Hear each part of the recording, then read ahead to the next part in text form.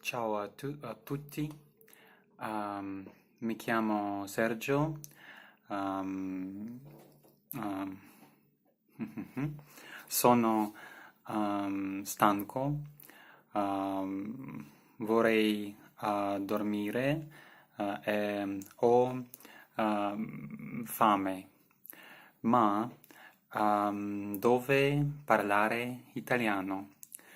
Preferisco parlare spagnolo, ma ora non posso parlare spagnolo, perché ho un challenge, si chiama italiano in 30 giorni.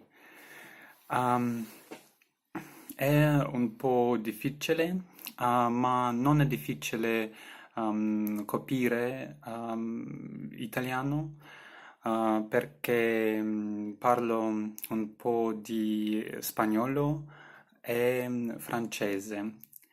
Ma non so parlare italiano. È tutto per oggi. Arrivederci.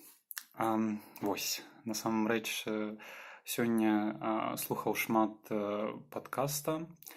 Таксама вырашыў растлумачыць, як я бачу гэты працэс вывучання італьянскай мовы. Для мяне гэта як будаванне будынка, не ведаю, ці так можна казаць. Вось у мяне ёсць ужо два будынка, гэта гішпанская мова, а таксама французская мова. Але ёсць таксама нейкае месца у сярэдзіне, і я пачаў будаваць італьянскі будынак. І пакуль гэта не вельмі добры будынак, але ўсё ж некаторыя рэчы ўжо дапамагаюць, так? Але мне патрэбны час, каб пачаць сапраўды карыстацца гэтай мовай без гішпанскай і французскай. Некаторыя словы, як ужо я казаў, нагадваюць абодве мовы. Ну, вось, напрыклад,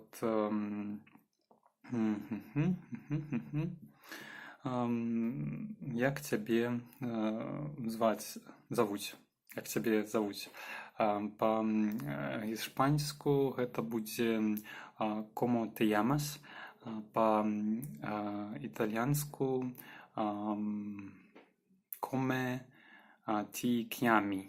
Я ўжо гаварыў пра канчаткі, трошкі іншыя. Але, напрыклад, у гішпанскай мове ёсць два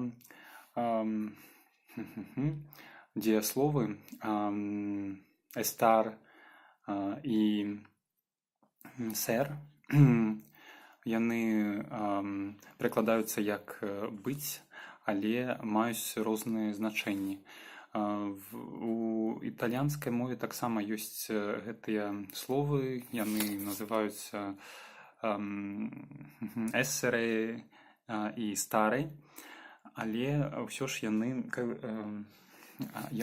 трошкі адрозніваюцца ад гішпанскай. Напрыклад, калі я хачу казаць «я стаміўся», па-італьянску гэта будзе «sono stanco», але па-гішпанску гэта будзе «estoy cansado».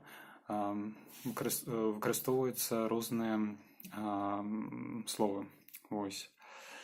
Але таксама ёсць розныя словы, якія гучаць як у гішпанскай альбо у французскай. Напрыклад, «abastanza» азначае «дастаткова», па-гішпанску гэта «bastante». Ну, вось неяк так. Гэта ўсё.